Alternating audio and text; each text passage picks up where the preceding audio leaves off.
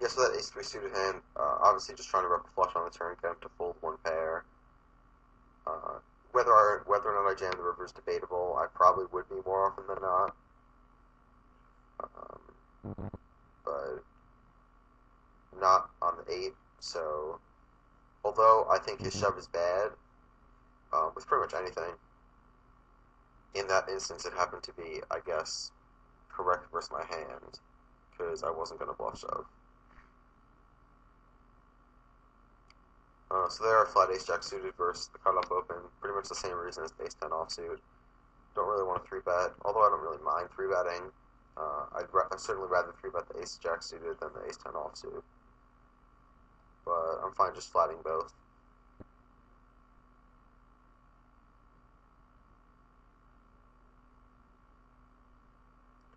Especially more unlikely to 3-bet those hands at 2-4 than I would be at 1-2, where people are 4-betting more and defending 3-bets wider, uh, and going to be floating or bluffing flops more liberally.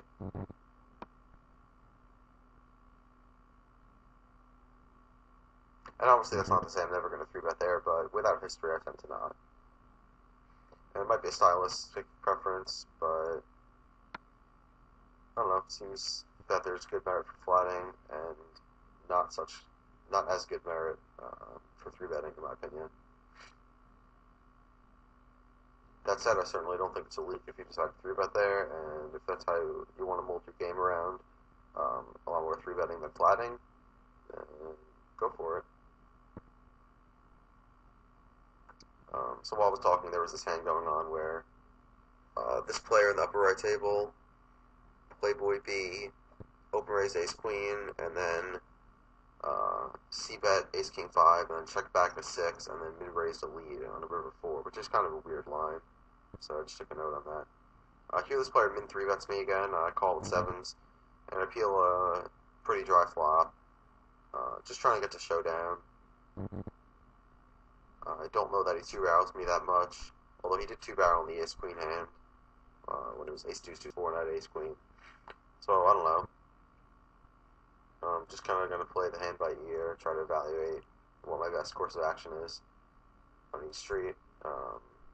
When he bets over there, I assume he has a king he decided not to bet the turn with. Probably not a bluff that often. So in the lower left, I 3-bet ace king, get 4-bet and 5-bet all in. Pretty standard cut off first button. I'm not really sure what other line you could ever take there. Yeah, it would have to be such an insane hit for me to fold to the 4-bet. Certainly readless, I'm fine getting it in there. And here I flat king queen off in the small blind and flop trips and check raise. Also pretty standard as a default line. I mean, sure there are other lines you can take, which I'll do on occasion, with no particular reason um, to assume that a check raise isn't going to be the most profitable line there. I'm just going to check raise. I make a kind of loose feel in the big blind with queen jack suited. Maybe not. I'm certainly fine calling there. I think I'm going to play well enough post flop to where the call will be profitable. And I flop a pair in straight draw, just check calling, looking to get to showdown. Would fold to a turn bet against that guy. The river is straight. I think he calls with enough 2-pair hands or 1-pair hands he decided not to bet the turn with. Because remember, this is the guy that didn't bet the turn with ace queen, so he can have ace king or I guess maybe king 10. I'm not sure. So I bet kind of small, looking to get paid off, but he folds.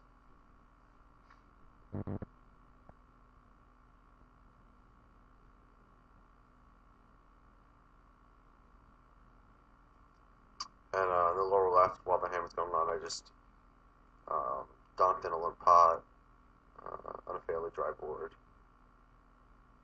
And took it down against the guy who looks a lot. I could bet the 9-10, but the under the gun guy, I don't know, seems kind of loose, spazzy. I'm not sure that he folds ace high. I don't really want to 2-barrel him in a limp pot. Just opting to give it up. Here with ace queen, I've been opening a lot of pots, and this guy had been three betting some and opening some himself. Seems like kind of an aggressive tag, so I choose to defend against his three bet, although it's somewhat loose. I'd fold ace jack for sure, and I'd for sure never fold ace king. And I felt like, um, with the read that he's somewhat aggressive, calling ace queen is definitely fine.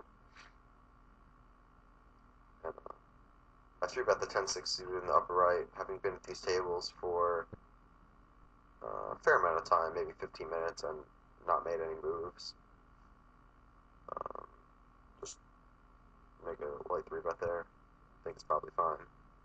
My three betting, I'm just gonna extend here for a second. My three bet ranges aren't really determined by different subsets of hands. It's more so when I feel like a three bet will get respect in game.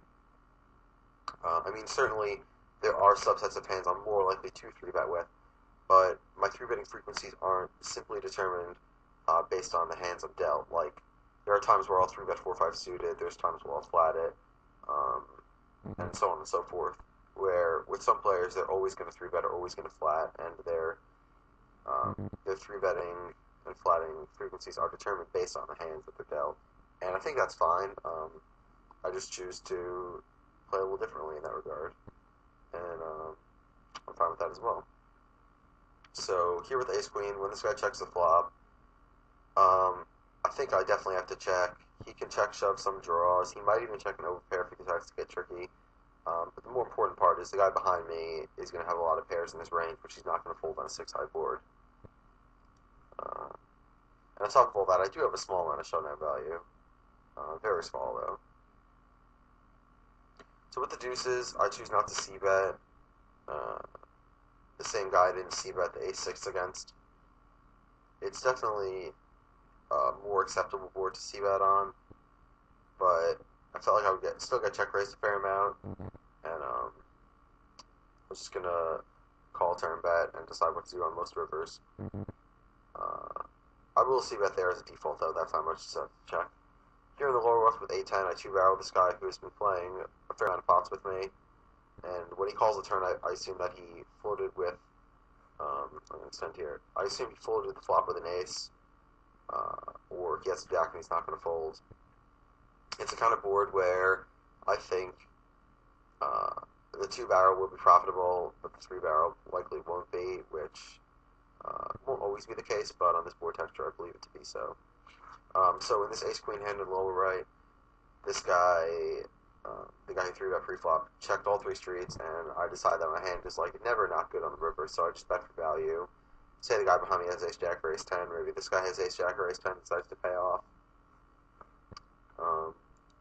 But as it is, everyone just folds. In this ace-8 hand, I check behind the flop because it's really dry, and I had checked behind those two other flops against him, so I think he might just think I'm giving up on a lot of boards, but unfortunately he does not take a stab at the turn, and I make ace at full, so I just bet for value.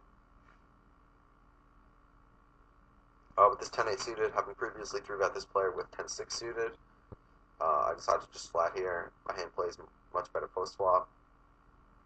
So here's kind of interesting spot. I feel like most people would probably be inclined to flat call here because I have a straight draw, but I think by raising I elicited a lot of strength, and